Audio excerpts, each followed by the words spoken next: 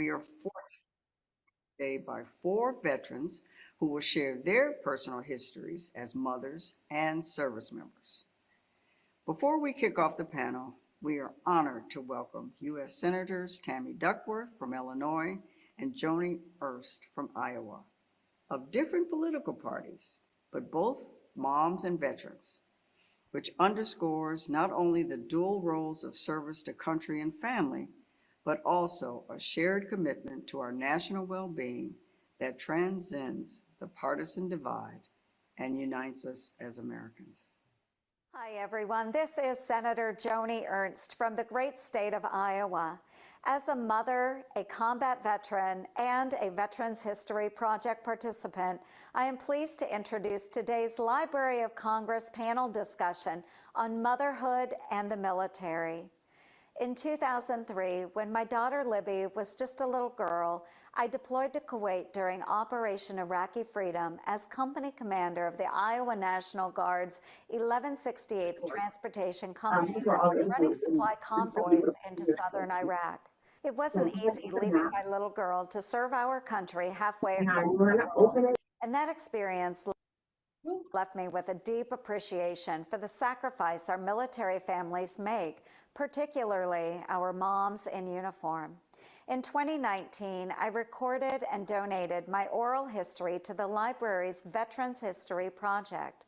Too often, the individual stories of service and sacrifice and the impact on families goes untold, and I believed it was important to share mine.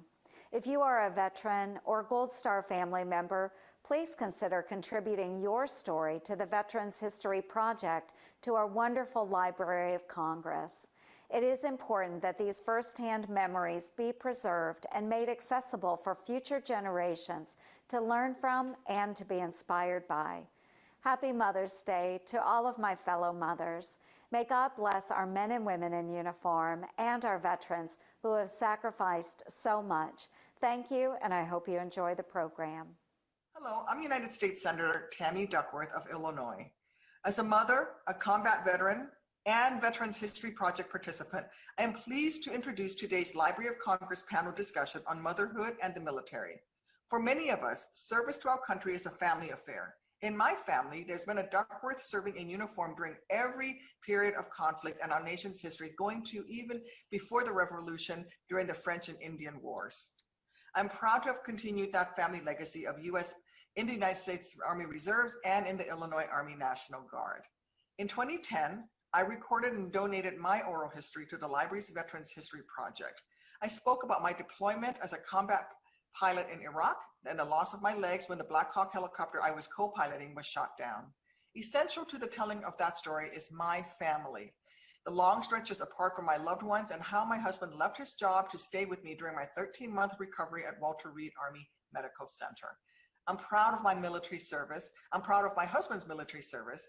It was a privilege to serve my country, and I want my two daughters to know how much it means for our family. The dual roles of mother and soldier are not uncommon, but too often the story of service and sacrifice and the impact on individual families goes untold. Today, you will hear from four remarkable women veterans who share their experiences serving in those dual roles. If you are a veteran or Gold Star family member, please consider contributing your story to the Veterans History Project in our National Library. It is important that these first-hand remembrances be preserved and made accessible to future generations to learn from and be inspired by. Happy Mother's Day. I hope you enjoy the program. My name is Elizabeth Estabrooks, and I am the acting executive director at the VA Center for Women Veterans. I joined the military in 1977 and was in the second wave of women to go through a fully integrated basic training at Fort Jackson, South Carolina. It became clear that even 30 years after the Armed Services Integration Act had passed, the Army was still learning how to incorporate women into what had traditionally been known as this man's Army. As the only woman in my company in Germany for 6 months, and then one of only 6, they weren't quite sure what to do with me, especially during my pregnancy, and then when I had a child. After all, it wasn't until 1975 that they even allowed women to remain when they became pregnant. When my 3-year enlistment ended, I left the military. And since then, I focused on improving services for women veterans to ensure that they know we see them, we hear them, and we are them. These women today, just like those who came before them, remind us that while motherhood itself can be a full-time job, some mothers choose to continue serving in the armed forces. They juggle the trials of parenting with the responsibility of maintaining operations, coping with deployment, and the uncertainty that can come with it all. So how do motherhood and the military intersect? I will let our distinguished panelists answer that question and more. First up, we have Candy Martin, a 38-year-old Army combat veteran who retired as a Chief Warrant Officer 5, but started her military career in the now discontinued Women's Army Corps. In addition to her service, both active and reserves, Candy served as an Army wife and parent to 4 children, Tom, Laura, Becky, and Sarah. She became a Gold Star mother when her son, U.S. Army First Lieutenant Thomas Martin, was killed in action in Iraq in October 2007. Candy is a proud grandparent who is an incredibly active member of various veteran and civic organizations. Next, we have Rue Mayweather, 36-year Army veteran who retired as a Command Sergeant Major. Rue shattered quite a few glass ceilings, being selected as the first woman Sergeant Major and the first African-American woman in the 4th Brigade, 95th Division. She did all this and more while raising her son, Kenneth, who later followed in her footsteps. Rue is one of the founding members of Task Force Sisterhood Against Sexual Assault and is an 8-time author who loves spending time with her son, grandchildren, and other family members. During her 17 years of service in the Navy, Commander Rupa Daner participated in medical missions around the world, including Afghanistan, where her team was awarded the Presidential Joint Unit Commendation for their work during Operation Marja. Her duties culminated at the Walter Reed National Military Medical Center, Bethesda, where she served as the Chief of Pediatric Anesthesiology. Her medical career continued as the Chief Surgical Officer at Pediatric Specialists of Virginia. Additionally, Dr. Daner is an accomplished marksman, musician, mom to Phoebe and Aurora, fiance, and holds multiple state records as a powerlifter.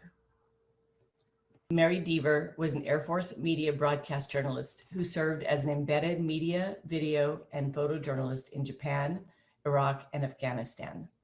Following her deployments, Mary served her final 3 years in service as an instructor at Fort Meade, Maryland.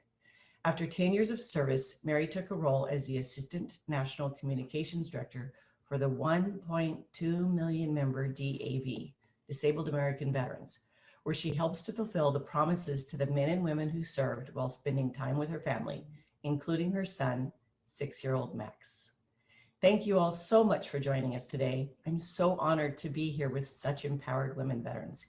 Each of you has had such different paths to the military and motherhood.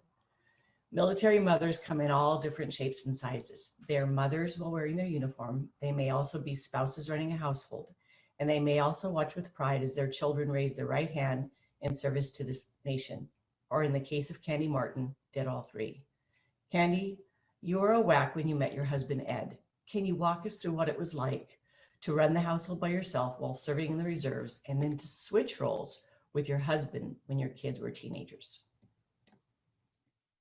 Thank you for that question, Liz. But before I answer, I want to thank the Library of Congress, and more particularly the Veterans History Project, for bringing our stories forward and helping to educate everybody that's out there listening today. It was kind of challenging when we had our first child, and then the second one, and then the third one, and then the fourth one. And those 4 little darlings were born in 5.5 years. So we did have a very busy household. And I was an Army Reserve soldier at the time. Ed being an active duty soldier, it was really a challenge in finding that balance, and with him being gone quite a bit, TD-wise, things like that, and just the duty that came along with it.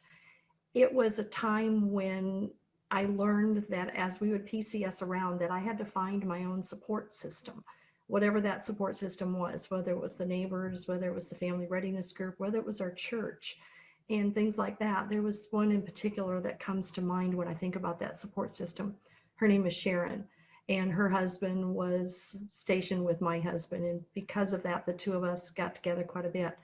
Between the two of us, we had 7 children under the age of 10. And I was pregnant with our 4th one. And it was just an amazing trip that we would do. And we would walk into the Pizza Hut regularly. Tuesday nights was our outing with the kids, and people would just panic when we would walk in with these 7 children. And I was way pregnant with that 4th one on the way. But it was fun. You had to make the best of it. And that's just the way that it was. It was humbling when Ed and I did the role reversal switch. He had retired and I was asked to come on active duty, so I did. We did an absolute role reversal. The kids were 9, 11, 12, and 14 at the time. Sometimes I think I got the better end of the deal because we had teenagers and he was the one home with them.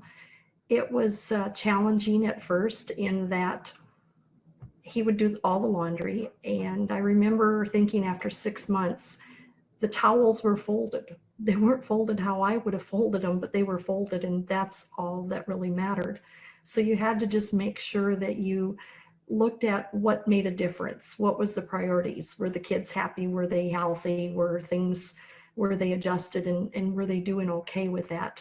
It was a balance that we had to find as a couple and we had to find as a family, and a lot of time management that went into it. It was really a challenge sometimes with, particularly when the kids were having to be for different events throughout the daytime when mom would be on duty, and here would be that token dad that would be with the mom roles with the neighbor ladies and things. But it was challenging, rewarding, but we're so glad that we as an Army family were able to accomplish what we did.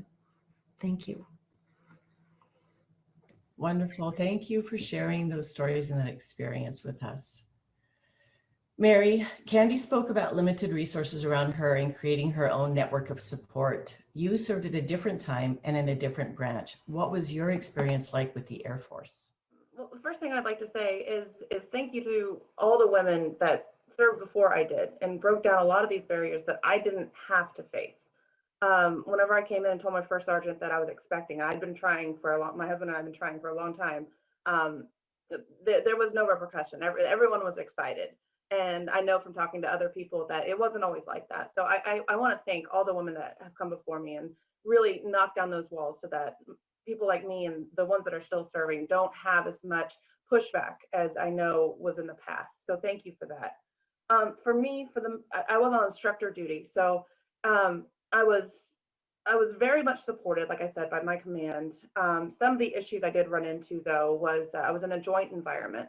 I was Air Force working for the Army, so there were policy things that I needed to make sure I understood. And as I mentioned before, some of the women that had gone through it before were really there for me for that support that Candy mentioned. And the best piece of advice I got was to know the regs, to know what was my right and what was not. I knew that every 3 hours I was authorized 15 minutes to go pump. After I came off of maternity leave. I was at the time we were allotted 6 weeks for maternity leave, and I saved up my personal leave so that I could take a total of 10. Well, my supervisor didn't like that and wanted to deny it, and I found in there that was authorized, and so he couldn't deny it. So that was, I think, the best piece of advice I got from other women that had come before. um, some of the other struggles, daycare was really an issue for me. For me, we're in the DMV, the DC, Maryland, Virginia area. The child development centers are packed. The wait list is long. More advice I'd been given is to get on the wait list as soon as I could. Well, I got on the wait list coming off maternity leave, and I was still at like number 90 on the spot to get into any of the facilities. So I was running around with my newborn baby trying to find childcare in time for me to be able to go back to work.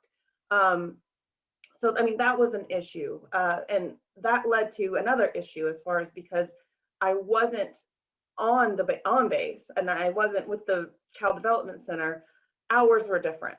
And so I remember one time I was written up because I wasn't able to make one of our wonderful fun runs early in the morning because I didn't have childcare. And they continued to push back that the CDC opened at 600, and I didn't have that until 6:45. And so, I mean, issues like that where or they didn't really want to bend, but they are better, I guess is what I'm trying to say. So I did run into some things, but I know, for instance, I think it was 2018, they've extended maternity leave. I know that they are working with like the childcare options. You can get a stipend if you have to go off base. Things like that, that we're moving forward, but definitely still some things that need to be done. Thank you, Mary. And thanks for sharing that advice for the women who come after you. Absolutely. I was shocked when I was, 2 weeks from coming back from maternity leave and I didn't have childcare. And yeah, it got tough. I lost a lot of money on deposits trying to just secure myself a spot. So Well done. Thank you. Rupa, we listened to your VHP oral history interview and heard you mention that you were working to pass your boards when you were pregnant. You mentioned how not only did you have that challenge, but with your second pregnancy, it was an uphill battle with some of your colleagues who didn't want to cut you any slack. Some even suggested that perhaps you had gotten pregnant just to avoid deployment. What was that like? Thanks for asking about this, and thank you to the Library of Congress and the Veterans History Project for giving us all a chance to tell our stories in all of these really important ways. I was thinking about this whole panel and this questions, and I thought sometimes it's going to sound like I'm doing a lot of complaining about what it was like to be a mom in the military. And the reality is there's good and bad with everything. And it's good to be able to focus on some of the challenges that the military's had so that just like, for Mary, things get better as things move along in the future. So my experience with my children it was in the early part of the century, I guess, 2010. And yeah, I mean, people didn't really suggest that I got pregnant to avoid deployment. They were super clear. They said, you got pregnant to avoid deployment. I mean, those words in that order out loud. So it wasn't like it wasn't subtle. And I'm not that subtle a person either. I think, when you're in the military, you sort of learn to speak up for yourself. So what that was like, it turned out into being a pretty public, very unprofessional fight is what it ended up looking like. So, I went to the military medical school, so I had a lot of years that I owed the military. So folks who were enlisted, maybe you signed a 1 year or 3 year or even a 4 or 5 year commitment. Coming out of the military medical school, you have a 7-year commitment. And that's after you finish doing residency training, which can be anywhere between 3 to 7 years long. And mine was about 5 years. So it's 12 years in the military after I got out of medical school. And I used to think to myself, what would I have to do to avoid deployment in this manner? I'd have to have more kids than anyone on this call. So that's not really the way to do it if you're trying to avoid deployment. So as a suggestion, it's silly on its face of it, but it doesn't really matter. It's incredibly insulting. It's degrading. It immediately invalidates who you are and what you've given to our country and the military, whether it's by being a great student or being a great doctor, or whatever it is you give to the services. So yeah, I mean, I got very upset. I tried to fight it head on. I learned a lot of lessons about how to approach any type of prejudice or bigotry. It doesn't really work that well to fight it head on. You kind of have to, be a role model and have some staying power and stick with it and show people over time who you are, without necessarily screaming it in their faces like I think I tried to do early on. But it was quite a lesson that I learned, both obviously and then less obviously over time. Thank you for sharing that, Rupa. I think that a lot of people can benefit from hearing your honesty. And I suspect that there are a lot of women who've had those accusations slung their way. So thank you for sharing that. Welcome. So deployments and permanent change stations or PCS are tough on any family, especially when there are young kids at home.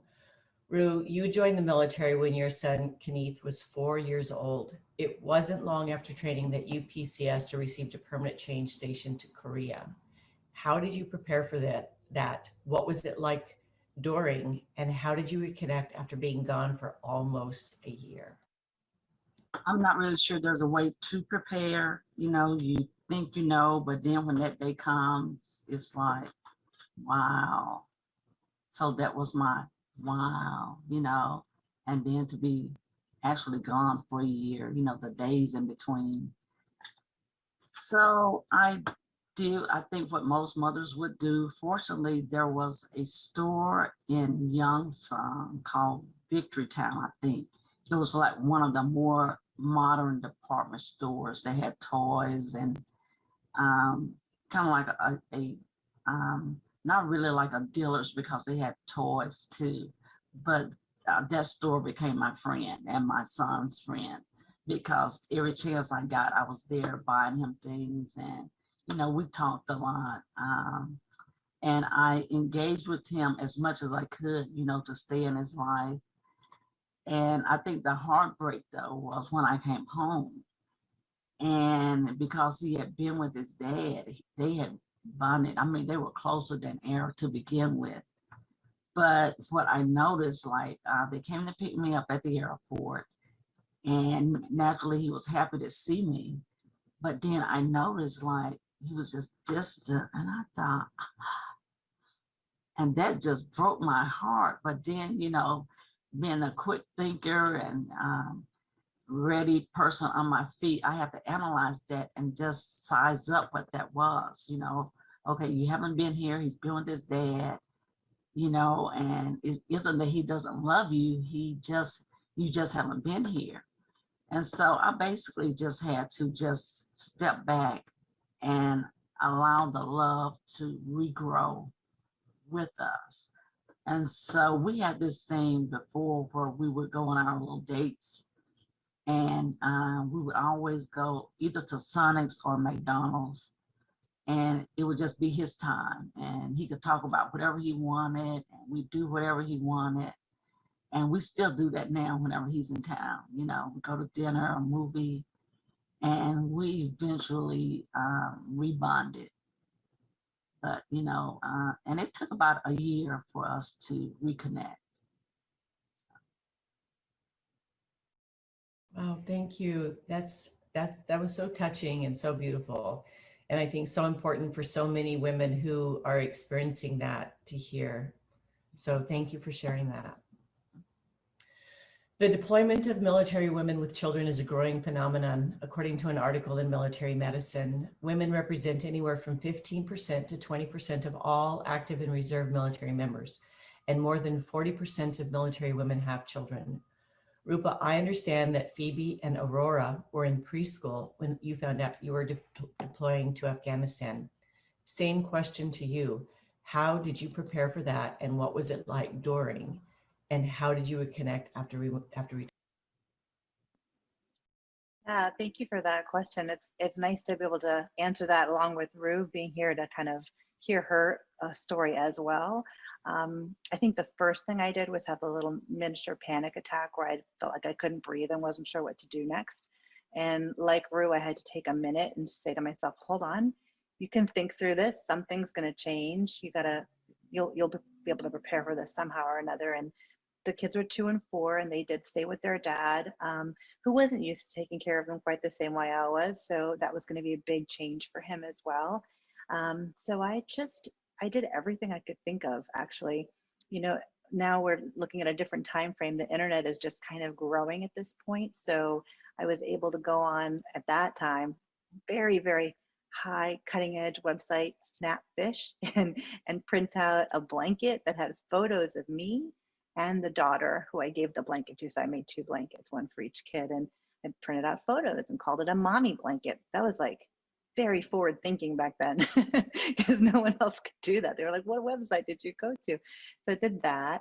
And I had an amazing friend at the daycare that I had my kids at. Her thing was creating life stories. That was her work. And she volunteered her time to me and my family, and we made stories, little short stories, kind of like Dora the Explorer lover stories, where I'd say good morning to the kids. I'd say good night, and I wished them a happy holiday for all the holidays I knew I'd be gone for. And they called it the Mommy Show, and they would watch it while I was gone. And then, at ages 2 and 4 years old, they don't really understand time very well. I'm a pediatric anesthesiologist. I spend a lot of time with kids and have a pretty good idea where they are developmentally. You could be gone for a day or a week, and it's hard for them to really quite understand the length of time. So I made them this super big poster board that had the days of the week on the months that I'd be gone, with a couple extra months at the end, because with deployment, you never know when you're coming home. So every day they would cross off a day and they'd get a kiss, a Hershey kiss, which was a kiss for mommy. So just these things, I had gifts pre-wrapped for them so that at various intervals, their dad would give them a gift from mommy, because they're like, oh, look, this gift just came from mommy in Afghanistan. I didn't even know where in Afghanistan I was going to be. So things like that, it seems like I was so prepared. But that's like the typical, type A kind of woman thing to do, is to pretend like you're prepared and then realize you're totally not prepared. So you go and you're in country and you're just, you're taking care of toddlers. You guys all know even better than me how much effort that is. And all of a sudden your kids are gone and you have nothing to do. Like, you're busy, right? Because you're deployed, but you know how kids are, they're just constant. They're constant diapers, constant food, and constant feed. Well, now they're gone and there's nothing to do. And then you realize, like, part of you kind of likes it because you're exhausted and it's nice to have a break and you can sleep all night long and nobody's crawling into your bed and saying your name while you're in the bathroom. But then you feel guilty because now you feel that you have a break, and then you cry and then no one else is crying because you're the only girl there. So there's a lot to kind of manage, and over time you sort of have to let yourself not feel guilty and not be ashamed of how you feel, and realize that this is all normal. And look at the guys, like, I don't know if any of them are feeling what I'm feeling. I'm not sure. And then I came home. And my daughters also recognized me at the airport. One of them threw up on me. That was super awesome because they were a little motion sick, I think, from the car ride. And I think, just like Rue, it takes people time to get back in the swing of things. And I looked different after I came home from deployment. I mean, I'll be honest, the Navy's weight standards aren't really all that tough. And prior to leaving, I was on the high end of it. And when I got home, I had lost a lot of weight, and it was, good. I was in great shape, but my kids were a little bit like, you look like the lady in the Mommy Show, but 30 pounds lighter. So it was a little hard for them to sort of understand I was the same person. And it takes a really long time, not only to integrate from being back from deployment or from another country, but also, to kind of get back into that role of mom. And you don't want to push yourself on someone too fast. You just have to kind of let them come to you. And they do eventually. Wow, again, great. Thank you for that honesty. I think that between you and Rue, mothers watching this will just walk away with some really good, mothers who are getting ready to deploy or may deploy will have some great lessons learned. So thank you both for what you've just said, because I think it matters so much. So since the draft ended in 1973, being born into a military family has become a much more important marker of a future in the armed forces. Candy, I have a 3-part question for you. How did you feel knowing Tom wanted to join the Army? What was it like being in the military at the same time as your son, and knowing that he deployed to some of the same precarious locations you had just returned from? Wow, that's a triple question, isn't it? It's Tom came from a long line of service, and we can go back through every generation, back to the Revolutionary War, that we trace our family's history of service. And I was always thankful that he really wanted to serve. When he was a little boy, he was about 6 years old, and someone gave him a poster of West Point, and it hung on his bedroom wall. It was thumbtacked up there, and I thought, gosh, he's got all these aspirations, but will it ever come? And eventually it did. He spent 3 years as an enlisted soldier before he went to the academy, where he graduated in 2005. So I'm glad that part kept up as far as his fruition with wanting to be a soldier. He when you're a teenage boy, it's not cool to hang around your mom. But if your mom happens to be wearing BDUs and combat boots, it's pretty cool sometimes. He used to like it whenever would ever come to the high school to pick him up for certain things or come for an appointment or anything. And initially, I thought he's going to be so embarrassed walking with me, and he wasn't. He was extremely proud that I was serving in the military, and he was very, very proud when he took that first step too. When I think about his service, I was always in his corner and champion the idea that he wanted to serve. I was so proud that when he asked me if I would administer the oath of office for him to join, I was thrilled to be able to do that. And then later on, when he received his commission, I was his first salute. My being a warrant officer and him being a brand new second lieutenant, that meant that he outranked me real quick. And so that was really a highlight too of our time together. It was really, really, really special. When I think about his service, and people would ask me, you know, what are you afraid for him? And I said, no, that's what the military does, is they teach us to be leaders. They taught him to be a leader. He was born to be a leader. And I don't know if that was because of the way he was born, the first of our 4 children, but he just had that natural innate leadership ability behind him. And so I think that he really did well. About 4 years ago, I had a friend call me one day, and her son was preparing for military service. He knew that he either wanted to go to one of the service academies or he wanted to become a cadet with one of our military ROTC programs. And I will tell you that right now he's getting ready to graduate next month, and he will be commissioned as a second lieutenant. He's with the Corps of Cadets at Texas A&M University. And when she called me, she said, I want you to talk me out of this, and I want you to talk him into this, talk him down and not have him go into the military service. And I listened to her for quite a while. And I said to her calmly, I said, I just have a question for you. And she said, absolutely. What's the question? I said, if not yours, then whose? Whose child would you be willing to say, raise your right hand and go ahead and support and defend the Constitution that all of us enjoy every single day, with the benefits and the rights and the privileges that we have for living in this country? And to this day, that mom is so thankful that I actually asked her that very strange question, but she's bursting with pride because of her son is a leader. And I'm confident to know that my son died doing what he believed in. And it warms my heart to know that Tom truly was a leader. There's a quick story I want to tell you and share with you. I was deployed. I was in Iraq, and Tom was finishing up his OBC course. He was at Fort Knox, Kentucky, in the Armor School. And he called me in Iraq and said, Mom, I got the Draper Award today. And I said, oh, honey, I'm so incredibly proud of you. That is just fabulous. I'm really, really proud of you. And I'm just can imagine he was bursting with pride. And I hung up afterwards, that short phone call, thinking, what's the Draper Award? I had no idea what the Draper Award was. And I soon forgot about it. And it was a couple of years later when Tom was killed in action and all of his personal belongings came home. And in the box that came with all of his belongings was the coveted Draper Award. And I looked at it and I thought, oh my gosh. Well, then I Googled it and realized what it was. It was the Leadership Award for the Armor Officer Basic Course. And I thought, here is my son who just received this top honor.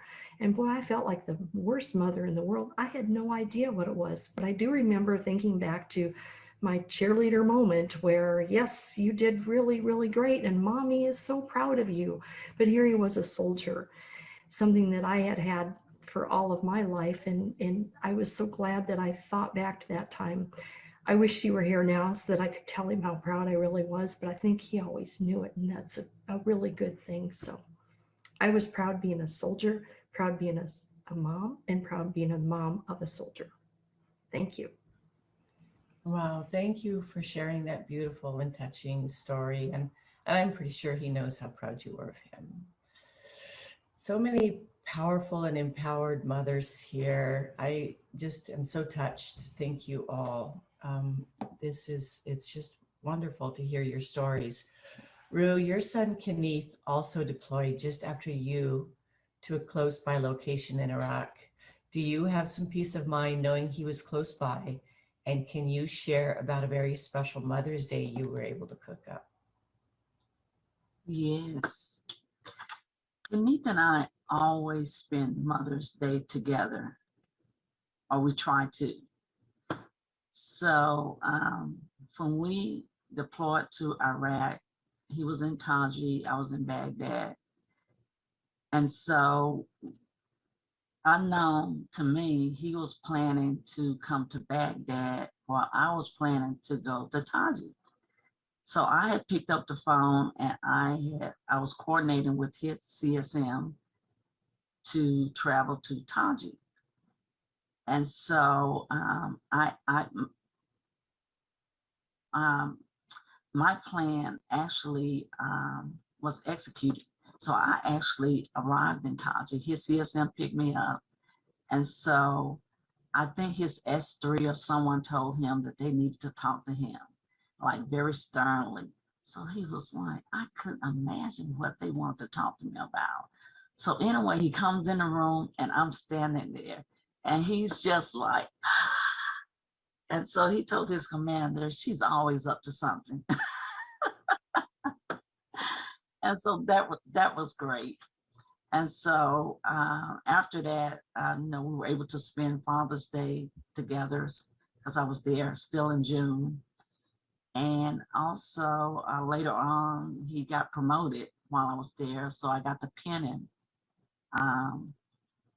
And if we could travel back when he got commissioned, I was able to pin him, give him his first salute also. So yeah, so that was wonderful. That was wonderful. And while I was there visiting him for Mother's Day, he is an Apache fighter pilot. So he just took me on a little tour and showed me the Apache and how it works and all the things that was of interest to him. So that was really good. Wonderful. Thank you for sharing that. It just goes to show no matter how old they get or how much rank they have, they can't outsmart their mothers. Mary, you transitioned out of the military as a young mom with a 1-year-old. I did the same thing with the Army in 1980. My daughter and I arrived at midnight at Fort Dix and had no place to stay and no plans for the next day. With no plan for my daughter, it was even suggested that I head to billets and be at show up at 0500 for formation, just like everyone else. What was your out process like? Were there any transitional programs to help you find your footing as a new civilian mom? And was it hard for you to reconcile these societal roles as caregivers, mothers, and wives with where you are? Thank you for that question. My experience was a little bit different because I stayed in the area, so I didn't have to move. But I will say I had a colonel, and my son has autism. And so I had decided I was right at that 10-year mark to get out rather than continue on and retire. And I'd received a bit of pushback and things like that, but when I went to the colonel and I explained the situation and I told him about DAV because I had some friends that I had served with who had gone on to work for DAV, and I actually had a job offer letter from that organization to continue after my terminal leave. And so that colonel became very supportive, knowing that I had a plan and things like that. And so the rest of my out processing went fairly well. I think the biggest challenge I faced was that I don't. There's not a lot of preparation for all veterans, really, but separating when you have that young family and things like that. As far as the mental toll that it takes, the transition, the just your life, whether you stay in the same area or not, is completely different. There was a lot of issues with that, issues getting care, issues just kind of dealing with some of the things that you push down when you're active duty. And that you just, the thing that my chief always loved to tell me, you shut up and color, you kind of shut up and color for so many years, and then you get out and you have to deal with it. And there wasn't anything there to kind of help that along. So I think that was a challenge, and I don't think that's specific to motherhood or things like that. I think that's any veteran leaving service after however many years they've been in, whether they did a whole career or one tour. So I think that that's something that we need to continue to work on. I will say again with the organization that I do work for, but they were very helpful as far as helping me to get my benefits, helping me to understand what I needed, what I had earned, and helping me understand that as a woman veteran, I was entitled to the same benefits as my male counterparts. And over time, I've learned that a lot of women don't actually take advantage of those programs. They don't identify as veterans. They don't wear it as proudly. Oftentimes they're assumed to not be the veteran if the family walks in. My son's father, he was in the Army, so we were both veterans. But it was rarely brought up that I was the veteran, and so having, we talk about support system, having that support system around that had gone through it before was helpful. But I think that there's still a lot to be done when it comes to changing the dialogue around mothers in the military and women in the military. And once we cross that bridge and get out into the civilian life, what support is there to help us make that transition? And how can we help each other? Because I had a friend who got out, and I remember her telling me that she'd started this new job and she'd gone in and she'd been happy and ready to work, and she met another woman there, and she said, okay, are we best friends now? Because women in the military, whenever we go on assignment, we immediately click with each other, and then we're there for each other, just like that, no questions asked. And she said the lady kind of looked at her crazy and said, I just met you. And she's thinking, well, if this were a deployment, we'd suddenly be hip to hip. So I think that we need more support there, especially as people get out and go to places that maybe don't have a strong military or veteran presence, because it is psychologically challenging to make that transition. Without going too far into details, my life has obviously completely changed, but the relationship that I had, my marriage, I'm now divorced. There was just a lot of things there that I wasn't prepared or wasn't expecting to have to deal with as a young mom, not starting over, but starting as this new chapter without that kind of knowledge or preparation, I guess is a good way to say it. Thank you. I think you've touched on some really important topics, transition being one of them. And that's a difficult time, and the realities that women veterans face, not being identified, et cetera. So, and thank you for talking about earned benefits that women veterans earned. I appreciate hearing that as well, Mary. So thank you for everything that you just said. Again, really important stuff for all the women veterans who are watching this recording. Now I have a few questions for all of you, and so please, any of you can feel free to answer. The first question: what challenges or advantages, Mary gave us a great segue, what challenges or advantages have we yet to discuss?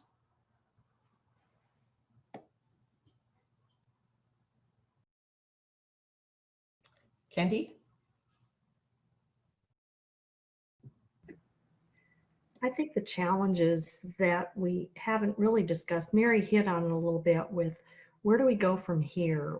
How do we get the VA to recognize that there really are women veterans out there? How do we get not only the big VA, but our local VAs? And I've had some challenges with that specifically. And not only that, but the general public. I just, when we would PCS around, we would meet a couple at church, and they would automatically look at my husband and say, and tell me, what do you do? And Ed would very proudly say, I'm a kept man. I follow her around. And so it was really kind of challenging for us to say that, yes, women can be that leader of the family bread money that comes in, and that's okay. And that's really a challenge. And I don't know that we will ever get there, but I think with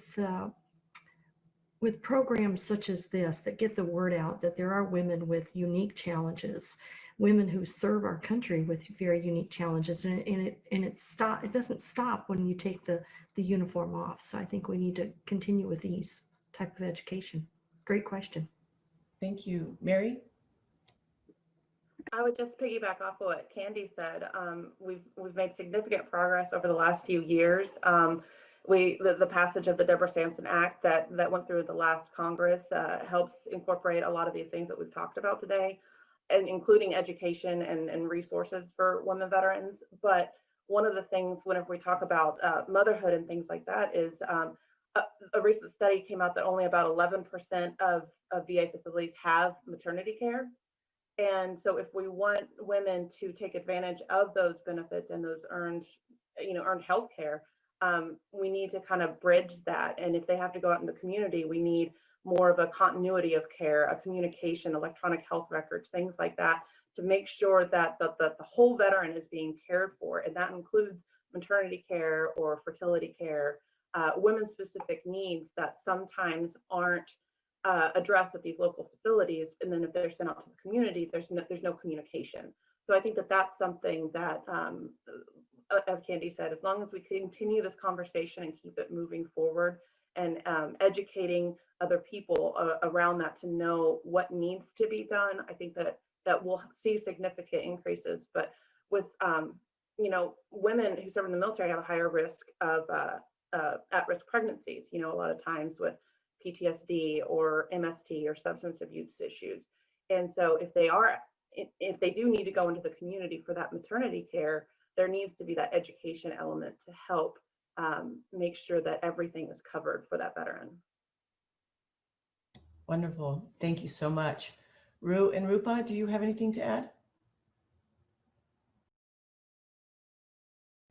You know what? I don't think I have a whole lot to add. I definitely just was nodding along when I heard the stories from Candy and Mary. I think I was telling someone on the phone the other day, might have been Carrie, that when my now fiance and I go to the Home Depot has a 10% military discount, which I love. And then got to show them your D214 or your veteran card or something like that to get it. But my fiance is 6'4" and was in the Army for 10 years and maintains a pretty short haircut and is a very fit man. And when we walk in to get that military discount, they just they're falling all over themselves to give it to him. He definitely doesn't have to show any ID or any kind of card. When I ask for it, I feel like a criminal. So, I have to show, the proof of service. Of my ex-husband, my fiance, and me, all three of us have served in the military. My ex-husband was a United States Naval Academy graduate, and of the three of us, I'm the only one who deployed to a war zone. The rest of them sat at home. And yet I feel like I'm the one who has to approve it all the time. So definitely we have a long way to go. Thank you. Ru? Yes, I would mention sexual assault in the military because it's still alive and well and growing like an octopus. Okay. And if I could be allowed to mention, that's what my latest book is about, In Her Boots. And the other thing is, I would say senior leadership receiving veterans benefits, I guess if I could say it that way.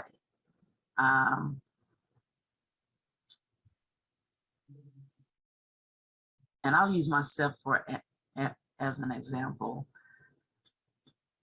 It isn't that maybe that I didn't have time to go to to go and take care of myself, but it's just, you can't do it as regularly as your subordinates can, because you're busy managing and taking care of other people and other things. And so it does become an issue later on, so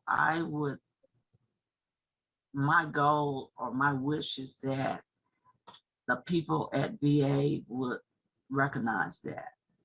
But I know if it isn't documented, they don't know it. And, if it isn't in black and white, it didn't happen. But I just wish there was some common sense there,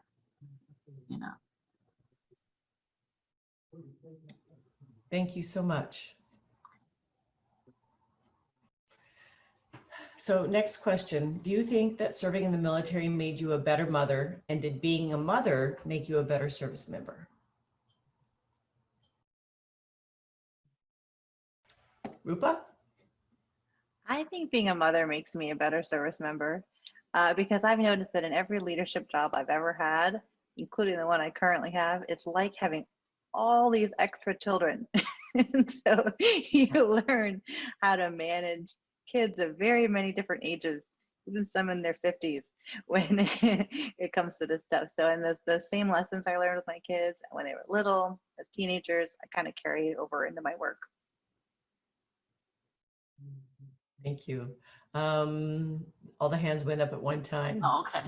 Rue still has hers up, so I'll let her go.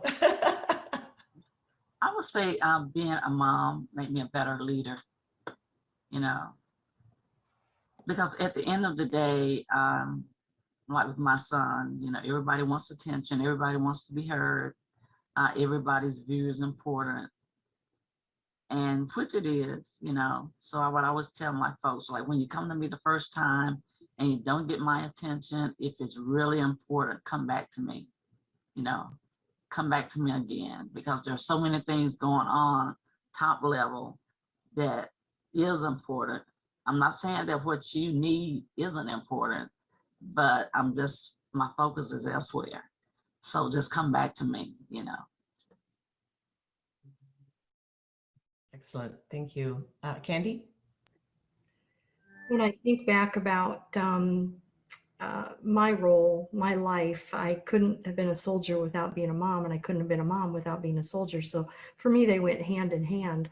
But I do remember back when I'd been in about the 19 or 20 year mark, and I had soldiers that were working for me under my supervision, and they weren't even born when I first enlisted into the Women's Army Corps. And I thought, gosh, that means I'm really, really old.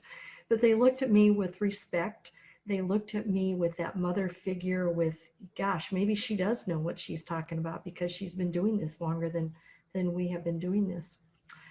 A funny story that happened one time, this was about 3 years ago, I was asked to be a keynote speaker at a dining out.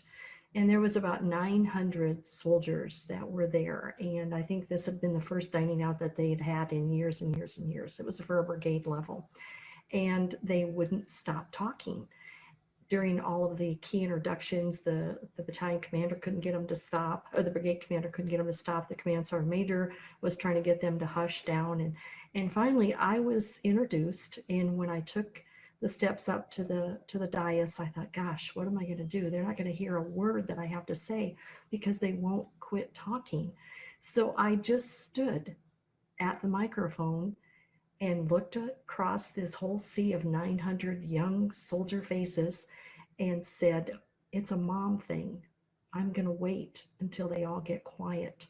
And eventually that quietness just rippled through the room, and you could have heard a pin drop. And then I was able to deliver my remarks to them. And afterwards, the brigade commander came up and said, I never thought about doing it like that way. You're probably right. It was a mom thing, and it worked. It's so true. Mary? I became a mother at the end of my Air Force career. So I would actually say that I think my military service has made me a better mother in some ways. I remember very early on a mentor talking to me about triaging your priorities. What needs to happen now, and how can you overcome this now? what can you do within your control to take care of business, basically. And so I remember whenever my son was diagnosed with autism, rather than and any reaction is okay, but I remember I just kind of took some of those skills that I'd learned through being a leader in the military and saying, okay, this is the information I need, this is how I need to get it, this is who I need to talk to, this is how I need to document it. You learn all of those things to get business done first and then kind of deal with it later. And I think in a lot of ways, especially having a 6-year-old little boy during a pandemic, it has made me a better mother as far as keeping things going during Zoom kindergarten and healthcare visits and things like that organization and that I don't want to say the word discipline, but that love and that consistency that I had from some of my better leaders in the military. I've been able to kind of use that because there are those leaders that they're strict and they're to their point, but that they care about you and your well-being.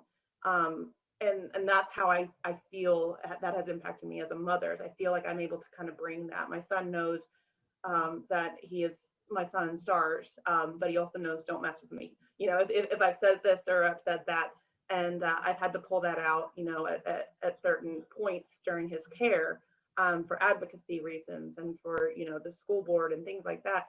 And so I think that experience in the military and learning how to advocate for those around me has really helped me in my journey through motherhood so far, my early 6 years in. So I am grateful for that in a lot of ways, but I think the biggest way is knowing how to advocate for my son and for his needs, just like I was shown how to by leaders that I had, and in turn hope I was able to do whenever I was in that position.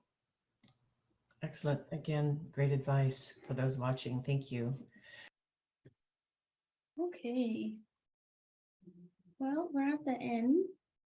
I'm gonna come back on and I'm gonna stop sharing my screen.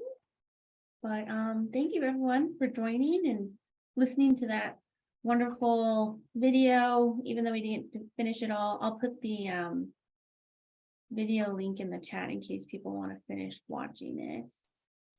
Just give me a second.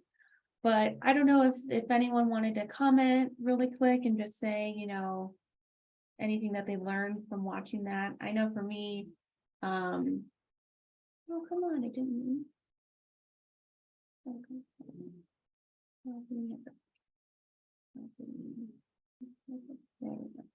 There it is. Just hearing from these women in service is really just interesting and really gives me a perspective on imagine I can't imagine being deployed and having a 2-year-old and a 4-year-old at home. Like, how do you comprehend that? And these women showing their adversity through that is really just really powerful. And happy Women's International Day to everybody. It's today, so thank you for joining me. And I don't know if there's any questions or comments, but yeah, this was a good lunch and learn, so I won't take any more of your guys' day, but thank you. And if you have anything else you'd like to do, just let me know, reach out. My stuff is A Contreras, you can find me there. So yeah, thanks everyone, and have a great rest of the day, and hopefully I'll see you on some of the other Women's History Month items. So we'll keep having different discussions throughout the month. Tomorrow is Madame Curie, so if you're curious about Madame Curie, then let's watch tomorrow's. After that, we have Jane Goodall on the 15th and some other presentations too. So I think all of you probably already know that, but anyway, I will end the meeting and thank you again. Bye.